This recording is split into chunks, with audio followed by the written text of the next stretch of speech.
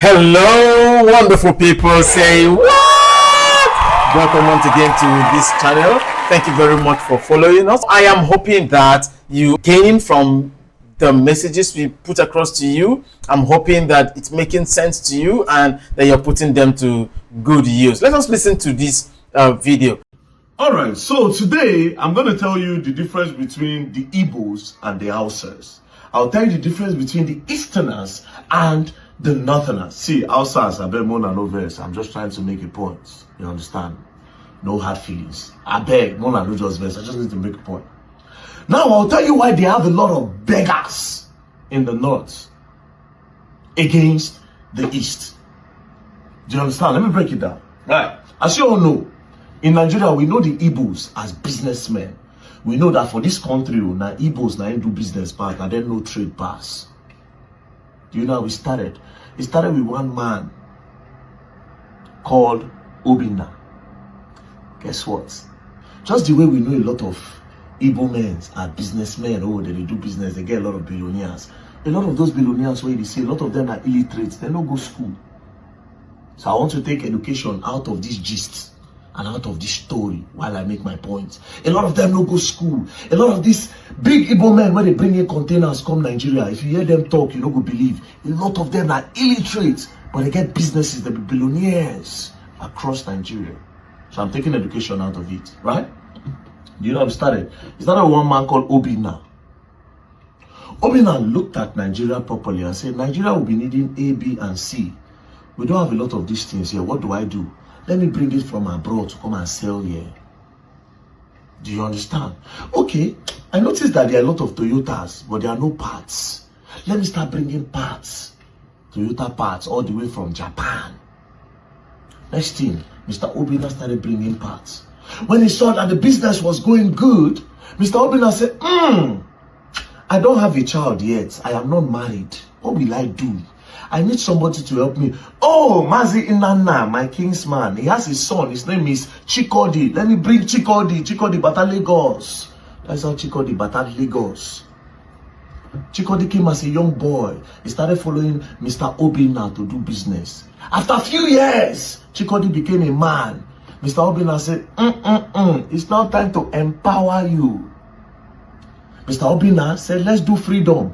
He gave Chikodi 5 million naira and told Chikodi, I have secured this line. A lot of people come from Abuja to come and buy parts. Do you know what you do, Chikodi? Go to Abuja, go to Apo Mechanic Village. I'll be sending you goods because you don't have much yet. That 5 million is the starting point. I will send you goods. When you sell, we'll share the profits. Because you need to stand on your own. And this is how from there Chikodi became a man and started doing business. From there Chikodi brought Chinecherim, and that was how everything spread. The Igbos now started doing it across Nigeria. The thing spread, boom, everywhere. Do you understand? This is how the Igbos, next thing, they empowered themselves. I'm coming. Now let's go to the north. The Northerners, again, they also have a lot of illiterates. That's why I say we'll take education out of this.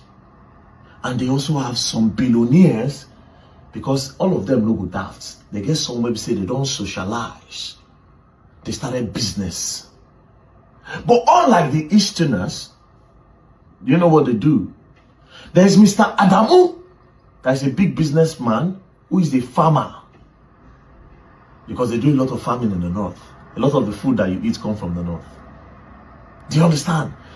Now, this man started supplying foodstuffs.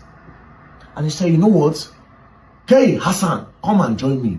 But do you know who Hassan is? Hassan is his son.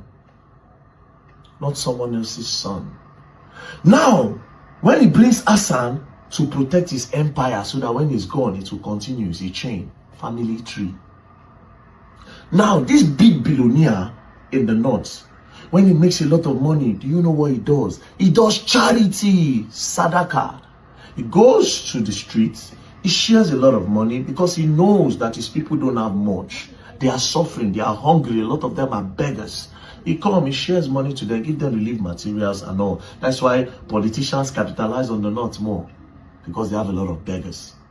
But this is the difference. A lot of billionaires in the north, they do charity, while a lot of Easterners, they do empowerment. They bring in their brothers to come and learn work. Before you know it, they don't spread. But in the north, it's different. They do sadaka, they do charity. That's why they have a lot of beggars in the north against the east. As a matter of fact, if you calculate all the beggars in the eastern region, you know reach one state for north. You know the irony of it all is that most of the beggars when they east, they come from the north. That, my friends, is the difference between empowerment and charity. Now let's go and look at the dictionary meaning between the both of them. Now the dictionary meaning between the both of them is this, right? What is charity? Charity is a voluntary giving of help, typically in form of money, goods, or services to those in need. That is what they do in the north. That's why they have a lot of beggars, a lot of poor people. Because charity is breeze. Charity na breeze. As you give them their chop, it don't go. As you give them the money, they spend, it don't go. Now let's go to empowerment, what is done in the east. Authority, empowerment is the authority or power given to someone to do something. By bringing Mazi Nana's son to come and learn trade, he has empowered Mazi Nana's son. He has given him the authority to see beyond. Then when it is now time, he will give him power, a startup fund. Then Mazi Nana's son, Chikodi, when he becomes a boss, he will now send money to his kinsmen, and that is how he's able to take care of his own family. But in the north, charity cannot take care of those children. That's why a lot of them are beggars. What am I trying to say? The difference between empowerment and charity. So when I talked about empowerment, a lot of people say, but these people, they give 500 million to charity. You know, she said the other one, he went to one hospital in, Burna Boy went to an hospital in Port Harcourt. He paid the hospital bill. The video pack money, give charity. Those are charity. Charity is different. Charity is like breeze. Empowerment is a stone. Charity, empowerment, stone. If you throw stone, you go see where they go. But if you don't blow breeze, they don't burn you and make see breeze. That's charity. So don't mistake it that when somebody is giving money, it means the person is empowering anybody. No. Know the difference today. That's why, like I said, the perfect example is the East against the North. Now, before I traveled to China, see, China also motivated me more. Before I traveled to China, I was giving money for people to learn work. But when I go to China, I solidify why I must do it more and more and more. Now, I went to a gadget store in Guangzhou in China. There's this lady. She said, oh, you buy cleaner? She sell cleaner for clothes. I said, me no want cleaner. She said, oh, buy cleaner. You two, get one free. Two, give you one free. You, give you. I said, no. She kept on bugging. Then I brought out 100 RMB and I gave it to her. She brought out the list. She said, oh, I'll give you one free. I said, me no want cleaner, just go. Because I know what makes she disturb me. You know what she do? She said, you no buy me, no want money. Take. I tell my guy, I said, tell her, say I dash him. Do you know what he said? Because I stayed in China, I said she not go collect. They know they collect free money here. You know why? Because they have the power, they have the substance. They cannot be beggars. Empowerment go a long way. And if you feel that when you don't get them clear, you know anybody, anything, then you are wrong. That's where CSR comes in. Corporate social responsibility. We all need to do that to make the country grow.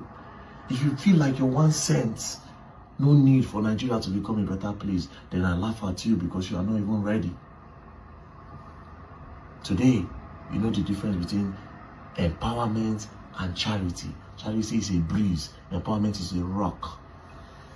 There are so many things mentioned here. Now, which one you pick from it is based on your ability to actually listen.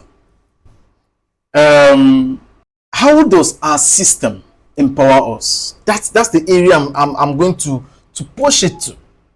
How much does our system empower us, or our politicians just simply do charity? I watched, I saw on the news yesterday how that over 2 million Nigerians went to the street to celebrate a particular governor for doing too well.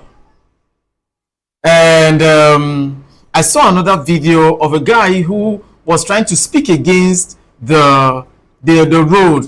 Wasn't necessarily speaking against the road. No, he was rather creating awareness as to the reality of work being done in this highway that they are doing from Lagos to Calabar. You know, the guy was trying to create sensitization, right? Now, whether he's doing it in the right way, it's not a business. My own is, what's the information that we should take away? And so, but I saw in the comment section how people were blasting him, and the comment that even hit me the most is, and we should even be happy that they even chose to do the road. Wow! Are you? Wow! We should be happy that they chose to do this road. See, the reality is that if we know for sure what these people are given to do what they are supposed to do for us versus what they actually do,